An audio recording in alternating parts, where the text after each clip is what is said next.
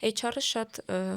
անզգուշորեն գուցե կորցնի այդ մասնագետին։ Բնականաբար, ինտերվյուի ընթացքում կարող է այնպիսի հարցեր հնչել, որոնք որ մարդուն այդ պահին արդեն մոտիվացնեն շարունակելու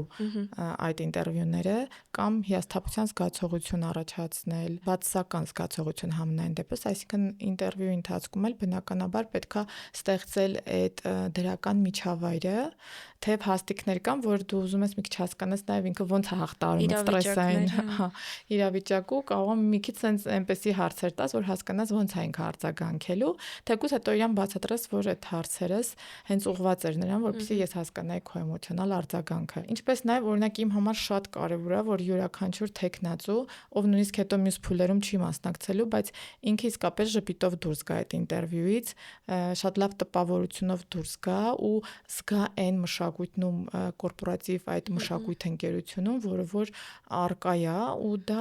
միանշանակ հենց HR-ի հետ այդ ինտերվյուից հետո է ձևավորվում։ Բոլորս կյանքում երևի եղել է, չէ, որ գնացել ենք ինտերվյուի ու դուրս ենք եկել, ասել ենք՝ «Վայ, ինչ հաճելի ընկերություն էր համենայն դեպս»։ Եվ հակառակը, որ «Վայ, ինձ չկանչեք էլ այստեղ այդ ոնց որ դառնում է ընկերության հակագովազդը նաև ինչ-որ դեպքերում, որովհետև արդեն քո շրջապատում, քո ընկերների հետ